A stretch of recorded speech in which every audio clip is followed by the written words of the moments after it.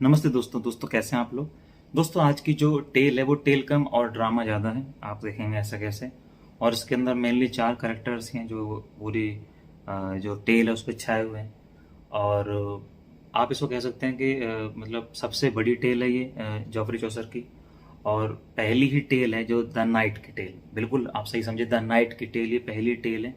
और इसको मैं जोड़ रहा हूँ शोले से, है ना।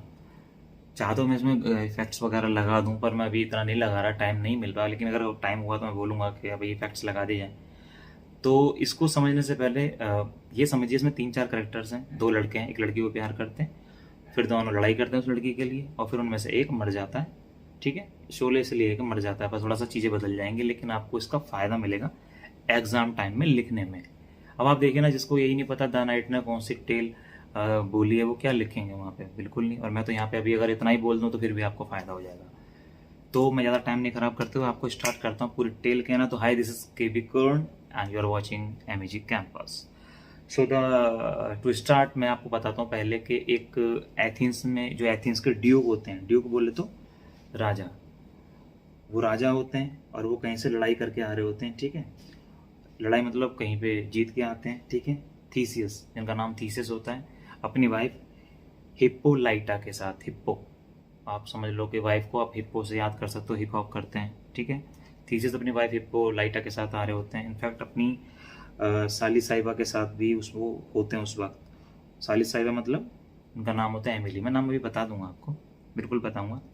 थोड़ा सा पहले स्टोरी को चलने तो दो। उसके बाद वहाँ पर 4-5 औरतें होती हैं जो उनकी गाड़ी के सामने आ जाते हैं। जब वो आते हैं तो वो कहती हैं कि हमारे जो पति हैं उनको वो एक्सपायर हो गए, मर गए हैं, और उनके जो राजा है वहाँ का, एक जो पास में जो राजा है, उनको दफनाने नहीं दे रहा। तो कहते हैं ये तो बहुत बहुत गलत बात है कि ठीक है। तो वो कहता है चलो मैं देखता हूँ। तो वो अपनी पत्नी की तरफ देखता है और पत्नी उनको इशारा कर देती है। देन वो उस पर आक्रमण करता है, उस जगह को जीत लेते हैं। ठीक है, और वहाँ पे जब जीत लेते हैं तो फिर वो अलाउ कर देता है उनकी वाइफ को भी, चलो भाई, मतलब जो औरतें आती हैं वे अपने पतियों को दफना वगैरह दो। और इसी बीच होता है क्या है कि किसी ग्राउंड में जब वो आ रहे होते हैं, 2 योद्धा लड़ाई करके, वो जब युद्ध होता है तो पड़े हुए होते हैं, तो कहते हैं अरे ये तो जख्मी है, और लेकिन जो दुश्मन के हैं तो इनको उठाओ और जेल में ले जाओ और इलाज भी कराओ। अब वो ठीक हो गए, पर जेल में लाइफ टाइम इम्प्रिजमेंट उनको मिला हुआ है। अब यहाँ से स्टोरी हमारी शुरू होती है। तो स्टोरी में अब हमारी नायिका है जिसका नाम है एमिली, इमली, एमिली। और 2 हीरो हैं जिसमें एक का नाम है आरसाइट, अमिताभ बच्चन, ए से याद रखना, अमिताभ बच्चन, आरसाइट। और दूसरे का नाम है पहलमन, मतलब धर्मेंद्र, बड़ा नाम धर्मेंद्र पहलमन। कोशिश किया मैंने जोड़ने का, आपको थोड़ा बहुत याद रहेगा। दोनों जेल में होते हैं, आरसाइट पहलमन, मतलब अमिताभ बच्चन और धर्मेंद्र। मैं अब यही बोलूँगा आपको, कहीं लिख लीजिएगा नाम, आरसाइट पहलमन।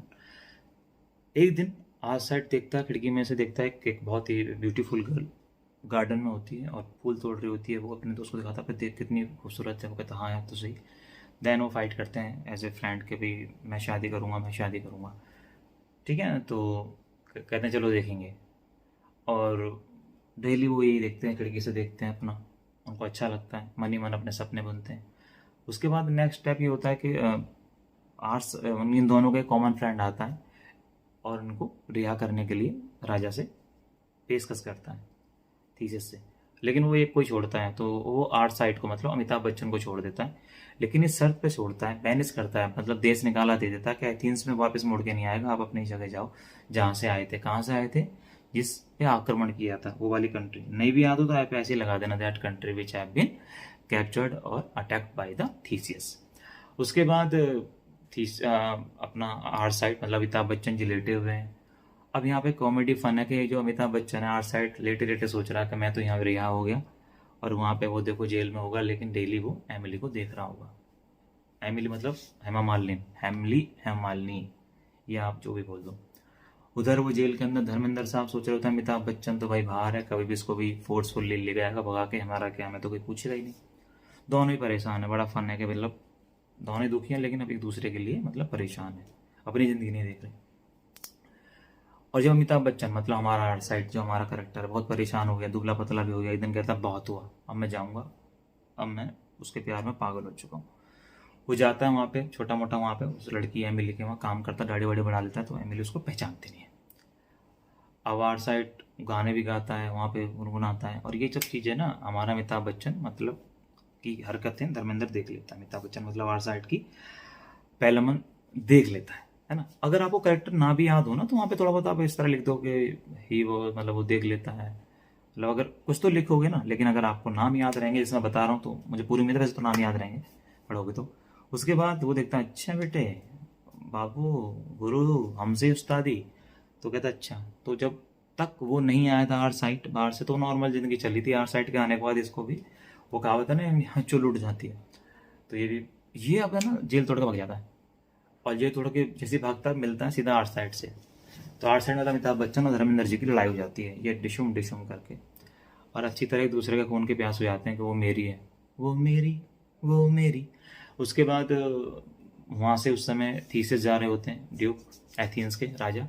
वो देख रहे होते हैं, अरे ये क्यों लड़ रहे हैं और तुम जेल तोड़ के आ गए।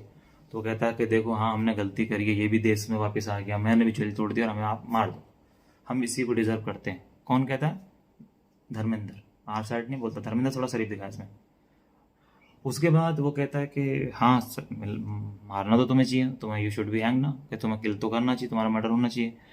लेकिन उनकी वाइफ साथ में होती है, पोलाइट है, बोलती है कोई नहीं मारो मत। पर ये वो उस बीच तक है ना अपना प्यार भी दिखा देते हैं उस लड़की के लिए ना, कि हम कितना प्यार करते हैं, झगड़ा इसलिए कर रहे हैं। तो होता है ना फीमेल्स का दिल के, यार इतना प्यार करता है मेरी बहन से, तो कहते हैं चलो कोई बात नहीं, हम कुछ टाइम बाद तो एक तरीके के सरमन टाइप से रख ही रहे हैं। उसमें एक होता है ना कि शादी की जो होता है स्वयंवर, तो उसमें तुम भी फाइट कर लेना, लड़ भी लेना, और जो जीतेगा वो उसको एमिली का हाथ मिल जाएगा। तो दिन क्लोज आता है, वो जेल में होते हैं। अब उसमें दिखाया है कि जब दिन लड़ाई का होता है, तो एमिली आंख बंद करके वीनस को याद करती है। ये मैं भी बता दूंगा, वो टेक्निकल वर्ड है, वरना फंस जाओगे। अभी स्टोरी को सुनो, मजा लो स्टोरी का। भगवान को याद करती हैं, क्योंकि उस समय ग्रह को, जो ग्रह होते हैं ना, जो प्लैनेट्स होते हैं, उनको ज़्यादा इज्जत मिलती थी भाई, ये वाले प्लैनेट पावर के, ये प्यार के, ये उसके, ये उसके। तो वो अपने प्लैनेट को याद करती हैं वो, कि मुझे जो भी मिले मेरे लिए अच्छा मिले, खुश रखे मुझे, मतलब मेरी लाइफ में मुझे जो मिले अच्छा मिले। आर साइड मतलब अमिताभ बच्चन, गुस्से वाले भाई साहब। अमिताभ बच्चन कहते हैं मुझे मतलब नहीं, मुझे जीत चाहिए, और मुझे ये चाहिए, मतलब एमिली। और जो अंदर होते हैं धर्मेंद्र भाई साहब, हेमा मालिनी भाई, ये रिलेट भी करता, अच्छा लग रहा है। तो हेमा मालिनी के लिए कहते हैं कि मुझे हेमा मालिनी चाहिए, मुझे फाइट फाइट से मतलब नहीं है। अब जिस हर कोई अपने ग्रह वाले देवताओं से बात कर रहे होते हैं, उन ग्रह में दिखाया देवता भी आपस में लड़ रहे होते हैं कि मैं अपने वाले की सुनूंगा, मैं अपने वाले की सुनूंगा। तो एक शक्ति आती है, और इसमें राइटर ने दिखाया है कि सब इसमें अब क्या होने वाला है, सबकी बात ही इसमें मान ली जाएगी, जैसे जैसे उन्होंने मांग की है। ईश्वर ऐसा खेल खेलते हैं, झगड़ा शुरू हो जाता है, मतलब फाइट शुरू हो जाती है। आर साइड क्या करता है, सही तरीके से ऐसा वार मारता है कि जो हमारा धर्मेंद्र है वो नीचे गिर जाता है इंजर्ड होके, और आर साइड कहता है कि मैं विनर हो गया। पर वो तो इंजर्ड है बहुत ज़्यादा, तो विनर तो हुआ नहीं, कि उसने हार नहीं मानी, लेकिन भाई इंजर्ड है। अब समझो, आर साइड ने मांगी जीत, उसको मिल गई जीत, वो विनर हो गया। अब धर्मेंद्र मतलब पहला मन ने मांगी एमली, और एमली ने मांगा एक अच्छा वर, जो कि आर साइड नहीं था। जीत तो गया था, आर साइड के मन में कुछ वो था, लालच है, वो उतना प्यार व्यार नहीं कर रहा था। अब राइटर ने कैसे दिखाया कि एक डेवियन, एक डिवाइन शक्ति आती है, तो वो क्या करती है कि इसको भी मतलब परेशान कर देती है, मतलब ये भी बीमार हो जाता है। एथेंस, हमारा अमिताभ बच्चन, एथेन कह रहा हूँ, आर साइड, वो इंजर्ड होके चला गया, ये बीमार हो जाता है। ये पर ये बीमार होके जीत तो मिल गई, लेकिन ठीक नहीं हो पाता, इसको लगता है मैं अब मरने वाला हूँ, I am about to die. तो वो फिर राजा से कहता है, एमिली से कहता है कि देखो एमिली, ठीक है तुमने कहा कि मैं जीतने वाले को एमिली का हाथ मिलेगा, लेकिन मैं ये कह रहा हूँ कि मैं तो मरने वाला हूँ, और आप लड़की का हाथ है, एमिली का हाथ, मेरे दोस्त, पहला मन को दे दो। आर साइड बोलता है धर्मेंद्र को दे दो, अमिताभ बच्चन, वो भी अमिताभ बच्चन बेचारा फिल्म मूवी में मरते हैं, शोले में, और वो आपके लिए अच्छा हस्बैंड बनेगा, आपको खुश रखेगा, और एमिली को तो वही चीज़ खुश रखेगा। तो इस तरह से वो ख़त्म हो जाता है, और मामला उसको वो हैप्पी एंडिंग हो जाती है। और आप सुन भी रहोगे तो मज़ा भी आ रहा होगा, ऐसा लग रहा होगा फिल्म चल रही है। इसमें फिल्म भी बनी हुई है भी तो मैटर पूरा। तो this is a very good poetry tale. तो इसके अंदर बहुत मज़ा है, और ज़्यादा मुश्किल भी नहीं है। देखिए, इसमें आपको कुछ नहीं, 4-5 कैरेक्टर हैं। थीसियस है राजा, जिसको ड्यूक बोलते हैं। हिप्पोलाइटा, जिसने ड्रामा पढ़ाई होगी, ड्रामा के अंदर जो मिडसमर नाइट है, उसके अंदर भी सेम नाम से। उसके बाद आर साइट अमिताभ बच्चन, ए से अमिताभ, ए से आर साइट याद कर लो। पहला मन मतलब पहला मन, जैसे होता है ना पहला मन, कि पहला मन मेरा है कि मुझे ये लड़की मिले। कौन है वो? धर्मेंद्र। धर्मेंद्र पहला मन। इस तरह से आप याद किया होगा, आपको नाम याद रहेगा। थीसियस आपको मैंने बता दिया, ठीक है। और बाकी थीव्स एक जगह है, जो थीव्स जहाँ से वो उन्होंने पहले ये दोनों मिले थे, तो ये मैं आपको कंप्यूटर स्क्रीन पे बहुत अच्छी तरीके से बता दूंगा। और इसके अंदर जो एनालाइज है, जो क्रिटिकल, जो इसके अंदर एप्रिशिएशन, तो आप इसमें क्रिटिकल एप्रिशिएशन तो करोगे। प्यार भी है, दोस्ती भी, झगड़ा भी है, फन भी है, डर भी है, गाना है ना।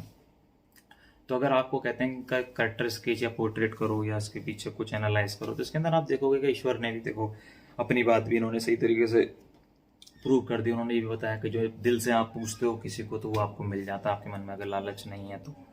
दूसरा ये है कि जो राजा है वहाँ पर, एक राजा कितना तरीके से मतलब परेशान कर रहा है लोगों के, उनकी बॉडी को भी नहीं दफनाने दे रहा। एक राजा हेल्प कर रहा है, एक राजा अपनी वाइफ की कितनी सुनता है। एक पर्सन ये है कि बाद में बाहर निकल जाते हैं जेल से, फिर भी कहते हैं नहीं कोई बात नहीं, सच्चाई भी दिखाई है।